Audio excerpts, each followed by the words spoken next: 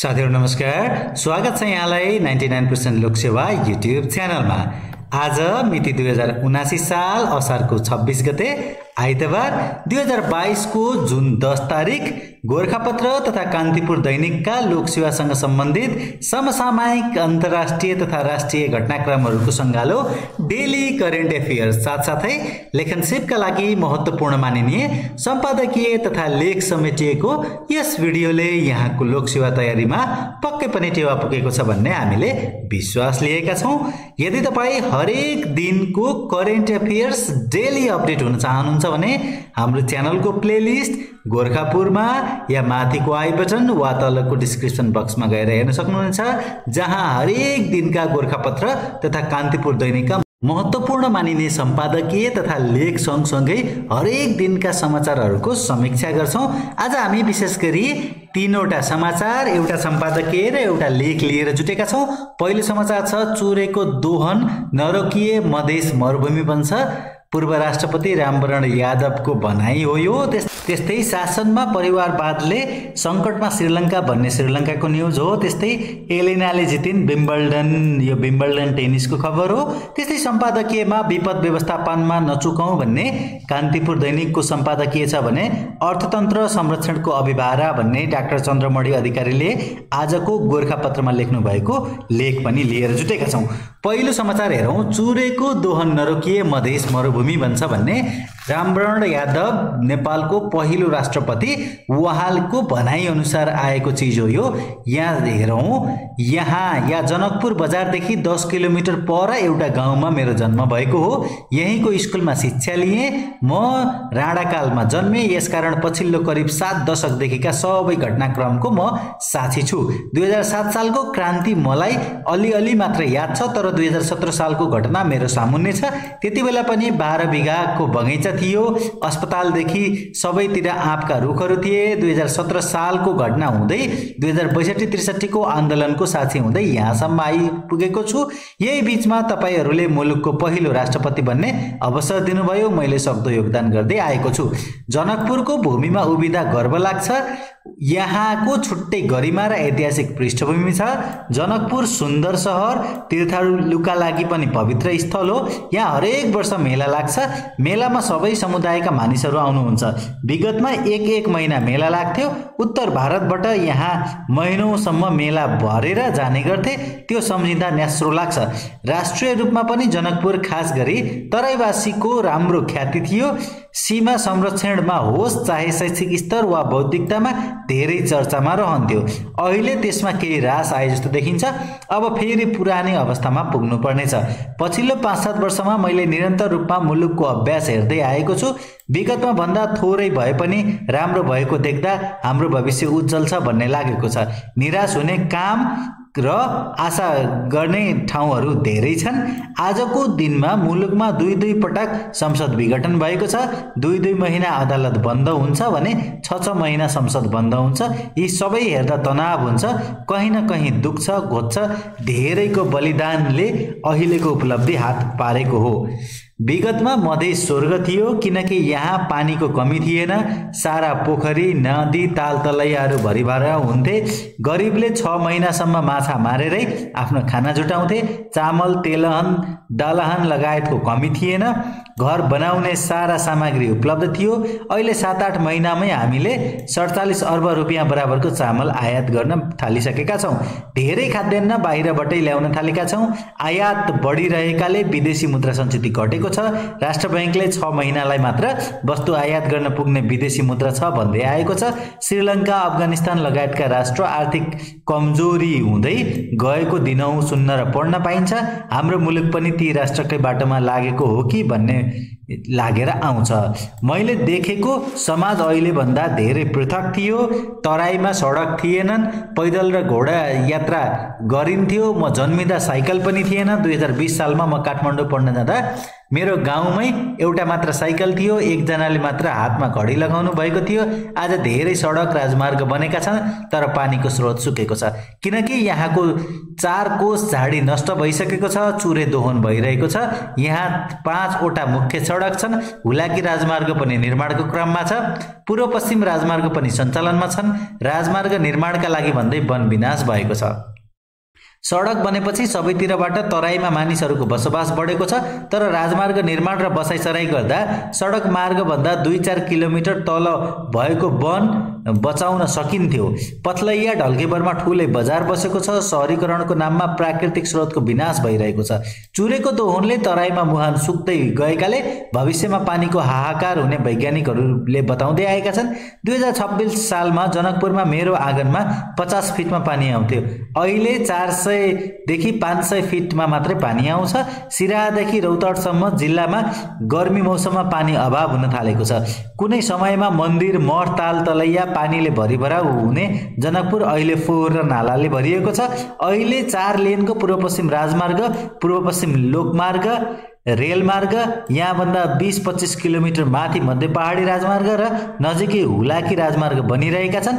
यस्तै चुरे भएर अर्को राजमार्ग पनि निर्माणाधीन अवस्थामा छ। पूर्व अर्थमन्त्री विष्णु पौडेलको पालामा आएको बजेटमा महाभारतबाट गिट्टी निकाल्ने र विदेश पठाउने भन्ने व्यवस्था घोषणा भएको थियो। विवादित भएकाले उक्त विषय सर्वोच्च अदालतमा पुग्यो। सर्वोच्चबाट पनि वातावरण, मुलुक र स्थानीयवासी सबै पक्षलाई हानि नहुने गरी नीति बनाएर मात्र कार्यान्वयनमा ल्याउन आदेश भएको छ।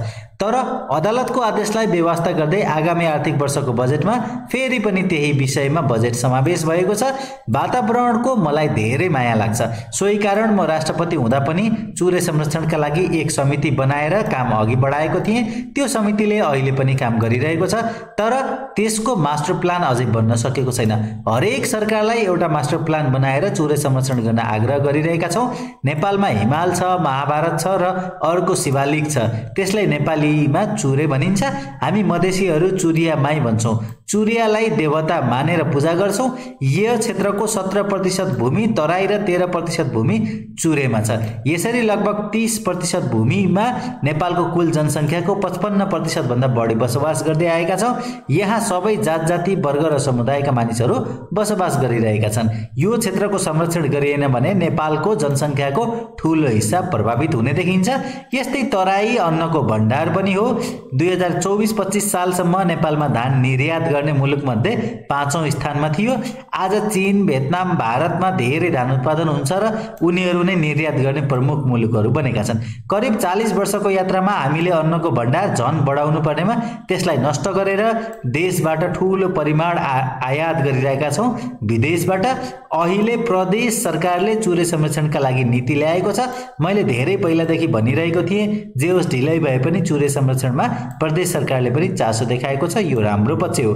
यो क्षेत्रमा रहेका वन जङ्गल 500 प्रजातिका चराचुरुङ्गी छन्, विभिन्न प्रकारका जनावरहरू छन्। यसरी हेर्दा चुरे जैविक विविधताको करिडोर हो। यो पानी र प्रकृति साधन स्रोतको भकारी पनि हो। मधेस सोझै मरुभूमि भइहाल्छ यदि संरक्षण गरिएन भने। राष्ट्रिय महत्त्वका आयोजनाका रूपमा रहेको निजगढ विमानस्थलको विषय पनि चर्चामा रहेको छ।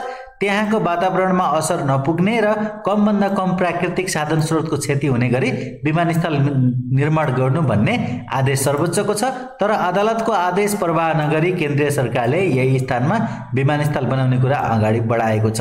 यस्तो निर्णय गरिरहँदा हामीले अदालतको आदर गरेका छौँ कि अनादर भन्ने कुरा पनि विचार गरिनुपर्दछ। यही प्रकारले निरन्तर रूपमा चुरेको दोहन हुँदै गएमा आगामी 30 वर्षमा सम्पूर्ण मधेस मरुभूमि हुनेछ भन्ने वैज्ञानिकहरूले भनिरहेका छन्। चुरे क्षेत्रबाट मात्र 164 वटा नदी निस्किरहेका छन्। चुरेको दोहन भइरहेकाले ती क्षेत्रबाट बग्ने नदीहरूले हरेक वर्ष तराईमा डुबान पार्नुका साथै खेतीयोग्य जग्गाको कटान भइरहेको छ। यसले तराईमा उत्पादन घटाएको छ भने गरिबी बढाएको छ।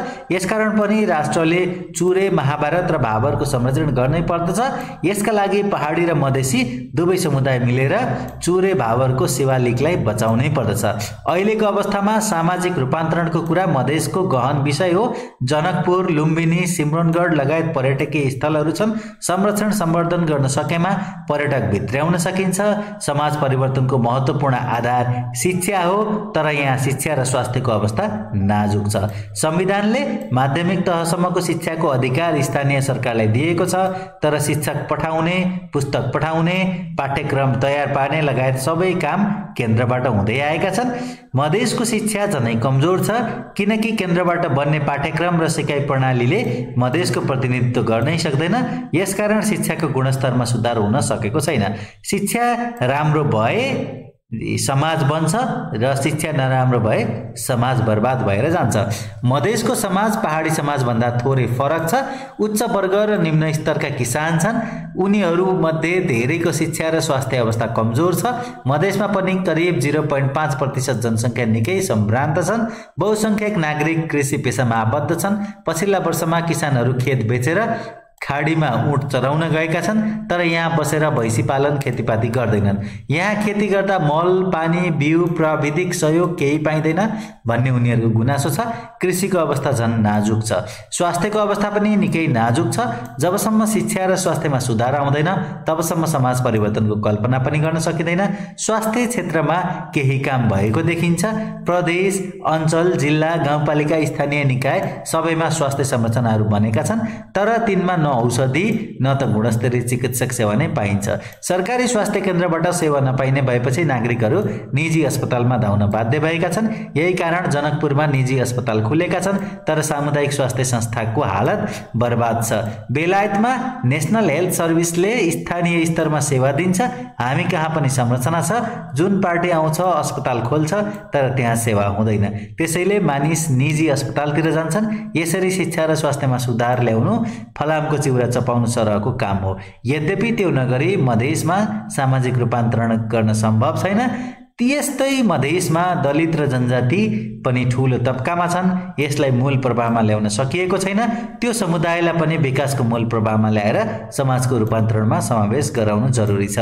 जनकपुरमा शनिबार आयोजित मधेस मन्थनमा पूर्व राष्ट्रपति रामवरण यादवको प्रवचनको सम्पादित अंश भनेर लेखिएको छ। यहाँनिर हामी चुरे पहाडको कुरा गरिरहँदा नेपालमा असार 2 गते चुरे दिवस मनाइन्छ। 2079 को असार 2 गते चाहिँ 8औं राष्ट्रिय चुरे दिवस मनाइयो। नेपाल सरकारले 2071 सालमा राष्ट्रपति चुरे तराई मधेस संरक्षण विकास समितिको गठन गरेको दिन असार 2 को सम्झना स्वरूप यो दिवस मनाइन्छ। चुरे चाहिँ भूकम्पीय प्रकोपको अति जोखिमयुक्त, जैविक विविधताको धनी, भौगोलिक रूपमा कमजोर, धेरै पानी पर्ने, दुर्लभ वन्यजन्तुको वासस्थान भएको जैविक मार्ग हो। चुरेको फैलावट पूर्वमा भारतको ब्रह्मपुत्र नदीदेखि पश्चिममा पाकिस्तानको इन्दस नदीसम्म फैलिएको छ। चुरे क्षेत्र फैलिएका जिल्ला 37 वटा जिल्ला रहेका छन् भने स्थानीय तह 325 वटा रहेका छन्। चुरेले ओगटेको क्षेत्र कुल भूभागको 12.78% रहेको छ।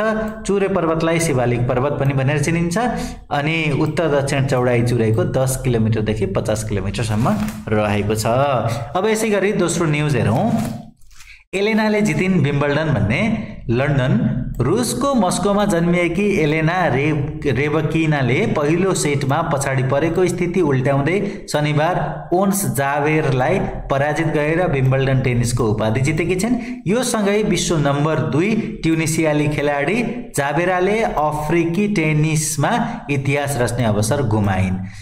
खेलको सुरुमा जावेराको राम्रो लय थियो, तर काजाकिस्तानको प्रतिनिधित्व गरेकी 17औं वरियात्याकी एलेना खेलमा पुनरागमन गरिन् र 3-6, 6-2, 6-2 ले फाइनल जित्दै उपाधि कब्जा गरिन्। यसभन्दा अगाडि कहिले यस्तो अनुभव गरेकी थिइन। च्याम्पियन एलेनाले भनिन्, तिमीले हात पारेका सबै उपलब्धिमा ओन्सलाई बधाई छ। तिमी ट्युनिसियन र सबैका लागि प्रेरणादायी छौ। तिमीले महान खेल खेल्यौ। 27 वर्षीय जावेराले पहिलो सेट जित्दै उत्कृष्ट सुरुवात गरे पनि पछि 6 फिट अग्ली एलेनाले पछिल्ला 2 सेटमा शानदार प्रदर्शन गरिन्। पहिलो पटक ग्र्यान्ड स्ल्याम फाइनलमा खेलेकी 23 वर्षीय एलेनाले जावेराले खेलमा फर्कने अवसर नै दिइनन्। उनी सन् 2018 मा काजाकिस्तानकी नागरिकमा परिणत भएकी थिइन्। युक्रेनमाथिको आक्रमणसँगै यसपटक विम्बल्डन ओपनमा रुस र बेलारुसका खेलाडीहरूलाई प्रतिबन्ध लगाइएको थियो भन्ने न्युजसँगै अहिले विम्बल्डन ओपनमा यो समाचार यो भिडियो तयार गरिरहने क्रममा सर्बियाका नोभाक जोकोभिच र अस्ट्रेलियाका निक रिगोस फाइनल खेलिरहेका छन्। अहिले फिलहाल यो समयमा अब यसको 1-2 घण्टामा उनीहरूको जित हारको न्युज आइसकेको हुनेछ। अब यहाँनिर हेरौँ, स्थापनाको हिसाबले खास गरी हामीसँग विश्वमा 4वटा विम्बल्डनहरू रहेका छन्, 4वटा ग्रान्ड स्ल्यामहरू रहेका छन्। विम्बल्डन भन्दा पनि 4वटा ग्रान्ड स्ल्याममा पहिलो हो विम्बल्डन ओपन। यो भनेको चाहिँ ओल्डेस्ट टुर्नामेन्ट हो, 1877 मा सुरु गरियो। त्यस्तै युएस ओपन थियो, 1881 मा सुरु भएको थियो। त्यस्तै फ्रेन्च ओपन 1991 मा र अस्ट्रेलियन ओपन 1905 मा। यसरी 4वटा ग्रान्ड स्ल्याम मध्ये विम्बल्डन सबैभन्दा पुरानो, त्यसपछि युएस ओपन, त्यसपछि फ्रेन्च ओपन, त्यसपछि अन्तिम अस्ट्रेलियन ओपन रहेको छ। अब यसै गरी अर्को न्युज हेर्छौँ, शासनमा परिवारवादले सङ्कटमा श्रीलङ्का भनेर। आर्थिक सङ्कट सामना गरिरहेको श्रीलङ्कामा सत्ता विरुद्ध प्रदर्शन चर्किँदै बन्दै गएका छन्। राष्ट्रपति गोटाबाया राजापक्ष र प्रधानमन्त्री रणिल विक्रमासिंघे राजीनामा दिन तयार भएका छन्। हजारौं प्रदर्शनकारी राष्ट्रपति निवास प्रवेश गरेपछि भागेका राष्ट्रपति गोटाबाया राजापक्षले जुलाई 13 मा राजीनामा दिने जानकारी सभामुख महिन्दा यापा अबेयवार्दनलाई गराएका छन्। प्रधानमन्त्री विक्रमासिंघेले पनि ट्विट गर्दै सर्वदलीय सरकार गठनका लागि बाटो खोल्न राजीनामा दिन लागेको जनाइएका छ। प्रदर्शनकारी शनिबार प्रधानमन्त्री विक्रमासिंघेको निजी निवासमा समेत प्रवेश गरेका थिए। आर्थिक सङ्कट गहिरिँदै जाँदा देशभरबाट राजधानी कोलम्बोमा भेला भएका हजारौं प्रदर्शनकारीले राष्ट्रपति राजपक्षको सरकारी र प्रधानमन्त्री विक्रमासिंघेको निजी निवासमा प्रवेश गरेका हुन्। सरकारले गलत नीतिका कारण सङ्कट देखिएको भन्दै उनीहरू राष्ट्रपति राजापक्ष र प्रधानमन्त्री विक्रमासिंघेको राजीनामा मागिरहेका छन्। उनीहरूले राष्ट्रपति राजापक्षले राजीनामा नदिउन्जेल उनको भवन नछाड्ने बताएका छन्। प्रदर्शनकारीले प्रधानमन्त्री निवासमा आगजनी गरेको अन्तर्राष्ट्रिय सञ्चार माध्यमहरूले जनाएका छन्। प्रदर्शनकारीले शनिबार अपराह्न राष्ट्रपति निवासमा प्रवेश गरेर स्विमिङ पुलमा पौडिँदै गरेको र शयन कक्षमा प्रवेश गरेर सेल्फी खिचेका भिडियो सामाजिक सञ्जालमा आएका छन्। सरकारी निवासबाट भागेका राष्ट्रपति राजापक्षलाई राखिएको स्थान खुलाइएको छैन, तर विदेशबाट कुनै पनि समयमा भाग्नुपर्ने अवस्थामा रहेका कारण उनी विमानस्थलमा रहेको बताइएको छ। अर्कातर्फ कोलम्बो बन्दरगाहमा देखिएका 2वटा पानी जहाजमा राष्ट्रपतिले सामान लोड गर्दै गरेको देखिएको समाचार पनि आएका छन्। प्रदर्शनकारी राष्ट्रपति निवास बाहिर भेला हुन थालेपछि राजापक्षलाई सुरक्षित रूपमा बाहिर निकालेर सेनाको एउटा युनिटले सुरक्षा दिइरहेको उच्च सुरक्षा अधिकारीले समाचार एजेन्सी एएफपीलाई बताएका छन्। प्रहरीले शनिबार प्रदर्शनकारीलाई नियन्त्रणमा लिन बल प्रयोग गरेको समाचार आएका छन्। घाइतेहरूलाई अस्पताल भर्ना गरिएको छ। श्रीलङ्काको राजधानीमा घोषित विरोध प्रदर्शन अघि ठूलो संख्यामा सशस्त्र सैनिक र प्रहरी तैनात गरिएका थिए। अधिकारीहरूले शुक्रबार राति कर्फ्यू घोषणा गरेर प्रदर्शनलाई रोक्न कोसिस भएको थियो। विपक्षी दलहरूको चर्को विरोध भएपछि त्यसलाई पछि हटाइएको थियो। बार एसोसिएसनले पनि प्रहरी प्रमुखमाथि मुद्दा चलाउने चेतावनी दिएको थियो। घरमै बस्नका लागि दिएका चेतावनीलाई व्यवस्था गर्दै प्रदर्शनकारीहरू शनिबार राष्ट्रपतिको सरकारी निवास नजिकै जम्मा हुन थालेका थिए। समाचार एजेन्सी एपीएफले केही प्रदर्शनकारीहरूले रेलवेका कर्मचारीलाई कोलम्बो जाने रेल बनाउन बाध्य बनाएका थिए। सङ्कटका बेला श्रीलङ्काका विभिन्न राजनीतिक दलबीच भएको बैठकमा बहुसंख्यक दल राष्ट्रपति तथा प्रधानमन्त्रीले तत्काल राजीनामा दिनुपर्ने पक्षमा देखिएका छन्। विपक्षी दलका एक संसदका अनुसार बहुसंख्यक दलहरूबीच सभामुखले राष्ट्रपतिको भूमिका निर्वाह गर्नेमा सहमति भएका छन्। संविधान अनुसार बढीमा 30 दिन सभामुखलाई राष्ट्रपति बनाउन मिल्दछ। दलहरूले सर्वदलीय सरकार गठन गरेर जतिसक्दो चाँडो चुनावमा जाने विषयमा सहमति गरेका छन् भन्ने यो खबरसँगै अब आजको सम्पादकीय हेर्छौँ। विपद व्यवस्थापनमा नचुकौं भन्ने कान्तिपुर दैनिकमा छापिएको सम्पादकीय। यसपालि मनसुन जेठको अन्तिम साता भित्रियो, असोजसम्म यसको प्रभाव रहन्छ। अघिल्लो साता झापामा बाढीले सयौं घर डुबायो। अबको 3 महिना देशभर सम्भावित बाढी पहिरोको जोखिम उच्च छ। यसलाई मध्यनजर गरी सम्भावित प्रभावित समुदायको मोटामोटी तथ्याङ्क राष्ट्रिय विपद जोखिम न्यूनीकरण तथा व्यवस्थापन प्राधिकरणले स्थानीय स्तरबाटै सङ्कलन गरेर भर्खरै सार्वजनिक गर्यो, जसमा वर्षाले ल्याउने प्रकोपबाट 4,21,047 घरधुरी प्रभावित हुने प्रक्षेपण गरिएको छ। यस्तो तथ्याङ्क हुँदाहुँदै पनि सम्भावित प्रभावित परिवारलाई जोगाउन बस्ती स्थानान्तरण सहितका ठोस योजना भने बनाइएको छैन। प्रतिक्रियाको तयारी गर्दै गर्दा सरकार विपद पछिको खोज उद्धार र राहतमा बढी केन्द्रित छ। यो वर्ष पनि उही परिवार उही समुदाय विपदको जोखिममा छन् र सरकारी कार्ययोजना तथा तयारी हेर्दा उही कथा उही परम्परा दोहोरी निश्चित नै छ। सरकारले विपद व्यवस्थापनका काम नगर्ने चाहिँ होइन, गर्छ। स्थानीयदेखि सङ्घसम्म विपद व्यवस्थापन ऐन कार्यविधि तथा समिति छन्, तर विपदसित दिगो रूपमा जुझ्न वर्षैभरि गर्नुपर्ने प्रयास सरकार गएल हुन्छ। खाली विपदको दैरान पीडितप्रति सहानुभूति राख्ने गरेको देख्न पाइन्छ। विभिन्न तहबाट मानवीय सहायताका लागि सक्दो सहयोग पनि हुने गर्छ। अहिले पनि मौसम पूर्वानुमानको सूचना स्थानीय समुदायमा पुर्याउन सरकार लागि परेको छ। नेपाली सेनाका हेलिकप्टर देशैभरि तयारी अवस्थामा छन्। चाहिएको स्थानमा पुर्याइन्छ पनि, खोज उद्धार हुन्छ, तर तत्पश्चात फेरि स्थिति उही हुन्छ। त्यसपछि के गर्ने भन्ने रणनीति देखिन्न। पीडितहरूले आफ्नै बुथमा विपदको सामना गर्नुपर्दछ। गत वर्ष वर्षा सुरु हुन साथ आएको आरिघोप्टे वर्षाले सिन्धुपाल्चोकको मेलम्ची, मनाङको चामे र तालगाउँ, गोर्खाको मनास्लु र मुस्ताङ क्षेत्रमा ठूलो क्षति निम्ताएको थियो। यस वर्ष पनि सिन्धुपाल्चोकको हेलम्बु क्षेत्र र तल्लो तटीय क्षेत्र जोखिममा रहेको सरकारी अध्ययनले नै देखाउँछ। यसबीच खोला नदी आसपासका बस्ती सुरक्षित स्थानमा स्थानान्तरण गर्न पर्याप्त समय थियो, तैपनि यतातिर ध्यानै दिएन र अहिले अघिल्लो वर्ष विपद भोगेकाहरू नै बढी जोखिममा छन्। यो वर्ष अवधिभर मधेस र बागमतीको दक्षिणी भेगमा औसत वर्षा भए पनि बाँकी भूभागमा औसतभन्दा बढी वर्षा हुने मौसमविदहरूको आकलन छ। त्यसमा पनि जलवायु परिवर्तनका कारण पछिल्लो समय अनपेक्षित वर्षाको जोखिम बढ्दै गएको छ। काठमाडौँ, पोखरा उपत्यका लगायत समतल पहाडी भूभागमा पनि डुबानको उच्च जोखिम छ।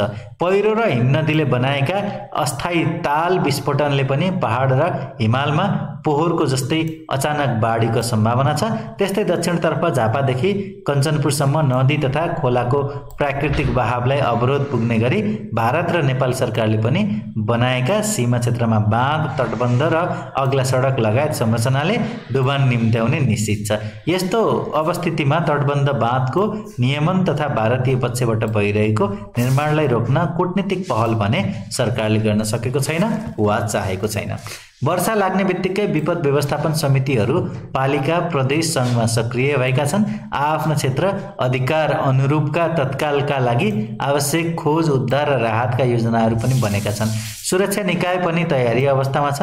तत्कालका लागि मानवीय सहायताका लागि गर्नुपर्ने काम यही नै हो, तर सँगसँगै पुनर्स्थापना, स्थानान्तरण तथा विपद न्यूनीकरणका लागि आवश्यक पूर्वाधारमा पनि जोड दिन आवश्यक छ। यसो गरेमा केही हदसम्म खोज उद्धार र राहतमा गर्नुपर्ने लगानी र तयारी कम हुन्छ। जनधनको क्षति स्वतः कमी आउँछ। बर्खा लागेपछि मात्र सक्रिय हुने विपद समितिहरूले यसबारे वर्षैभरि नै सोच्नुपर्छ। विपद व्यवस्थापनमा हामी यहाँनिर चुकिरहेका छौँ। मृतक आफन्तलाई क्षतिपूर्ति स्वरूप पैसा दिने र प्रभावितलाई तत्काल मानवीय सहयोग गर्ने बाहेक पर सरकार पुग्नै सकेको छैन। निर्देशिका, नियमन, रणनीति र कार्ययोजना जे भने पनि तिनलाई व्यवहारमा लैजाने संरचनागत क्षमता नबढाएसम्म तिनबाट लाभ लिन सकिन्न। स्थानीय स्तरमा र सङ्घमा पनि कृषि, खानेपानी, बिजुली, बाटो जस्ता मुद्दा जसरी जोडतोडले उठ्ने गर्छ, जसरी तिनले प्राथमिकता पाउँछन्, सोही स्तरमा विपद व्यवस्थापनलाई स्थापित गर्न सकेको छैन। खास गरी पुनर्निर्माण र पूर्वाधार बनाउने सवालमा वर्षभरि तीनै तहका समितिहरू सक्रिय हुनु नसक्नुको एउटा कारण यही बुझाइ पनि हो। अब स्थानीय सरकारदेखि राजनैतिक नेतृत्वले यो पक्षमा त्यत्तिकै ध्यान दिनुपर्दछ। सङ्घीयतापछि विपद व्यवस्थापनका क्षेत्रमा आशा गर्ने ठाउँ भने देखिएको छ। जुन स्थानमा काम हुने हो त्यहाँ निर्णय हुने हुनाले स्थानीय जनप्रतिनिधि जवाबदेही बन्न बाध्य छन्। छिटो विपद प्रतिकार्यमा काम हुन सक्छ। बजेट व्यवस्थापनका लागि कोष नै खडा गरिएको हुन्छ। तर फेरि पनि यो विषयलाई स्थानीय सरकारको प्राथमिकतामा कसरी पार्ने भन्ने सवाल महत्त्वपूर्ण भइदिन्छ। यसका लागि राजनीतिक दल तथा सामाजिक संस्थाहरूको भूमिका बढी छ। सँगै यसका निर्देशिका योजनाको कार्यान्वयनका लागि स्थानीय सरकारलाई बलियो बनाउनु पनि उत्तिकै जरुरी छ। नत्र विपद व्यवस्थापनमा जति नै राम्रो निर्देशिका, रणनीति तथा प्रावधान राखे पनि अर्को साल उही भोगाई दोहोरिनेछ भन्ने सम्पादकीय यहाँनिर सकायौँ। र आजको लेख अर्थतन्त्र संरक्षणको अभिभारा भन्ने डाक्टर चन्द्रमणि अधिकारीले लेख्नु भएको अत्यन्तै महत्त्वपूर्ण लेख अब सुरु गर्छौँ यहाँबाट। आज विश्व अर्थतन्त्र चरम चुनौतीका बीचमा गुज्रिरहेको छ, जसको प्रभाव नेपाल र छिमेकी देशमा पनि परेको छ। अहिले आम नागरिक समेत जीवन धान्ने र व्यवसाय चलाउने भन्ने विषयमा बढी नै चिन्तित देखिन्छन्, दबाव बीच बाँचिरहेका छन्। दिनौँ जसो दर्जनौं व्यक्तिबाट पङ्क्तिकारसम्म ठोक्किने प्रश्नले यो कुरा प्रष्ट हुन्छ। मूलतः मूल्य वृद्धि यत्तिकै रहला कि घट्ला? तेलको मूल्य र डलरको विनिमय दर कतिसम्म पुग्ला? स्टक मार्केट के होला? शेयरमा लगाएको पैसा उठ्ला कि डुब्ला? बैंकबाट सहज रूपमा कर्जा पाउने अवस्था कहिले आउला? व्यवसाय र दैनिकी चलाउन अब के गर्नुपर्छ? चिन्ताका स्वर नेपालमा मात्र सीमित छैनन्, विश्वका करोडौं व्यक्ति यस प्रकृतिको दबावमा छन्। यस प्रसङ्गमा जान्ने बुझ्ने व्यक्तिले विश्व अर्थतन्त्र मन्दीको चपेटामा परेकाले आफू सतर्क रहन, जथाभावी खर्च नगरी मितव्ययी बन्न, सुरक्षित रहन र केही सम्पत्ति तरल रूपमा राख्न सल्लाह दिइरहेका छन्। यो मन्दीको जड कोभिड-19 भए पनि रुस युक्रेन युद्धले कालो हाँस भनौँ न ब्ल्याक स्वानको अस्तित्व प्रकट गराइदिएको छ। केही मान्यता र अनुमानलाई भत्काइदिएको छ। विश्व अर्थतन्त्र मन्दीमा परिसकेको छ। चरित्र तथा क्षमता हेरेर कोहीमा बढी र कोही अर्थतन्त्रमा प्रभाव कम रहे नै मात्र हो। विश्वका 3 दर्जनभन्दा बढी देश 2 अङ्कको मूल्य वृद्धिबाट प्रभावित भइसकेका छन्। त्यसमा पनि खाद्यान्नमा 20% र इन्धनमा 40% माथिको मूल्य वृद्धिका साथै खस्किँदो वैदेशिक मुद्राको सञ्चित, बढ्दो आन्तरिक तथा वैदेशिक ऋण, बढ्दो बेरोजगारी र डलरसँगको कमजोर बन्दै गएको स्थानीय मुद्रा समेत धेरै देश नराम्रो गरी प्रभावित भएका छन्। अन्तर्राष्ट्रिय वित्तीय संस्थाहरूले यस वर्षको मात्र होइन आउँदो वर्ष समेत विश्व क्षेत्रीय तथा देशगत आर्थिक वृद्धिको अनुमान घटाएका छन्। उपभोग तथा लगानी खुम्च्याउने उद्देश्यले विश्वका 45 भन्दा बढी देशमा केन्द्रीय बैंकले ब्याज दर बढाएकाले अर्थतन्त्र क्रमशः महँगो बन्दै गएका छन्। संयुक्त राज्य अमेरिका तथा संयुक्त अधिराज्यले समेत विगत 40 वर्षको अवधिमा सबभन्दा उच्च मुद्रास्फीति बेहोर्नु परेको छ। मानिसले साविकका भन्दा बढी घण्टा काम गर्दा पनि वास्तविक रियल आय घटेको अनुभव गरिरहेका छन्। पाकिस्तानी मुद्राको अमेरिकी डलरसँगको विनिमय दर 207 रुपियाँबाट माथि चढेको छ। 1 अमेरिकी डलर पाउन भारतले 79 रुपियाँ बढी खर्च गर्नुपर्छ। 1 अमेरिकी डलर बराबर नेपाली मुद्रा 127 रुपियाँबाट उकालो लागेको छ, जुन 1 वर्ष अघिसम्म 119 रुपियाँ थियो। यद्यपि नेपाली मुद्राको भारतीय मुद्रासँगको स्थिर विनिमय दरका कारण अहिले भने मुद्राको मूल्य ओह्रालो लाग्ने क्रम पाकिस्तान र श्रीलङ्का आदि देशको दाँजोमा सुस्त रहेकाले पैठारीमा आधारित अर्थतन्त्रमा इच्छाको न्यून रहेको अनुभूति भएको छ। अर्कातर्फ विश्व अर्थतन्त्रमा आएको बदलावका कारण लगानीकर्ताले पोर्टफोलियो प्रकृतिको लगानी धमाधम झिक्दैछन्। चीन तथा भारतबाट पुँजी पलायन हुन थालेको छ। बैंक ब्याज दर बढेकाले अमेरिकामा पुँजी थुप्रिने क्रम बढेको छ। विश्वका अरबपतिहरूको बसाइसराई पनि अमेरिका, इजरायल, स्विजरल्यान्ड र युएई जस्ता देशमा हुने क्रम बढिरहेको छ। सन् 2022 मा भारतबाट 8000 र चीनबाट 13000 अरबपति हङकङ समेतले बसाइ सर्ने अनुमान लगाइएको छ। यसको प्रभाव ती देशका अर्थतन्त्रहरूमा पर्ने नै छ। त्यसैगरी कोभिड-19 को प्रभावबाट अमेरिकी जनता तथा अर्थतन्त्रमा राहत पुर्याउने उद्देश्यले अमेरिकी सरकारले उद्धार र पुनर्स्थापनाका लागि ठूलो धनराशि खर्च गरिरहेको छ। यसका कारण सरकारले तिर्नुपर्ने सार्वजनिक ऋणको अङ्क वात्तै बढेर कुल ग्राहस्थ उत्पादनको 126% पुगेको छ र यसले मुद्रास्फीति पनि बढाएको छ। यसरी एकातिर निजी पुँजी थुप्रिने एवं सार्वजनिक ऋणको भार बढ्ने र अर्कातर्फ उत्पादन एवं उपभोग घट्नाले आउँदा दिनमा अमेरिकी अर्थतन्त्रमा गम्भीर प्रभाव पार्न सक्ने कुरालाई व्यवस्था गर्न सकिँदैन। यस अवस्थामा विश्वका धेरै देश पहिले आफूलाई कसरी जोगाउने भन्नेतर्फ लागेका छन्। विदेशी मुद्राको सञ्चितमा परेको चाप कम गर्न भारतले रेफ्रिजरेटर समेतका कतिपय वस्तु आयातमा कडाई गरेको छ। सुनको आयातमा थप भन्सार शुल्क लगाएको छ। इन्धन तथा खाद्यान्नमा सङ्कट नआओस् भन्ने र क्रुड आयल र गहुँको निकासीमा प्रतिबन्ध लगाएपछि पश्चिमा देश खास गरी G7 ले यसको विरोध समेत गरेका छन्। गहुँको निकासीमा प्रतिबन्ध लगाएपछि भारतबाट गहुँको पिठो र मैदाको निकासी उच्च रूपले बढेपछि भारतले पिठो र मैदाको निकासीमा समेत अनुमति लिनुपर्ने गरी कडाई गरेको छ। गहुँ निकासीमा लगाएको प्रतिबन्धका सम्बन्धमा विकसित देशले आलोचना गरे पनि भारतीय विदेश मन्त्रीले विकसित देशले विश्वका गरिब एवं विकसनोन्मुख राष्ट्रलाई कोभिडको भ्याक्सिन दिने सम्बन्धमा गरेको पर्गेल्याएको कारण अहिले खाद्यान्नको सम्बन्धमा भारत सचेत रहेको बताएका छन्। रुस, भारत, चीन, अमेरिका र युक्रेन गहुँ उत्पादन तथा निर्यात गर्ने प्रमुख देश हुन्। पश्चिमा खेमाका देशहरूले रुसबाट गहुँ तथा कच्चा तेलको आयातमा प्रतिबन्ध लगाएपछि विश्वमा रोटीको मूल्यमा करिब 60% बढोत्तरी भएको छ। प्राकृतिक ग्यास समेतका इन्धन र खाद्यान्न समेतको मूल्य विगत 4 दशकको वृद्धिभन्दा माथि पुगेको छ। पुँजी बजारमा गिरावट छाएको छ। रुसले पश्चिम देशले लगाउने प्रतिबन्धलाई हेरेर आफ्नो अर्थतन्त्र तुलनात्मक रूपमा बलियो राख्ने नीति अख्तियार गरेकाले पश्चिमा देशले यसमाथि धेरै दबाव पुर्याएर रुसले तेल उत्पादनमा गर्ने कटौतीको मूल्यले तेलको मूल्य 240% सम्म बढ्न सक्ने चेतावनी अमेरिकी वित्तीय संस्था जेपी मार्गेनले दिएको छ। यसबाट मन्दीको पूर्ण चरित्र कस्तो हुने हो, यो कतिसम्म लम्बिने हो र यसले विश्वमा आर्थिक सामाजिक व्यवस्थामा कतिसम्म प्रभाव पार्ने र त्यसले मानवीय सङ्कट समेत कतिसम्म हुने हो भन्ने कुरा अनुमान गर्न गाह्रो छ। हुन त विश्व अर्थतन्त्रमा मन्दी आइरहन्छ।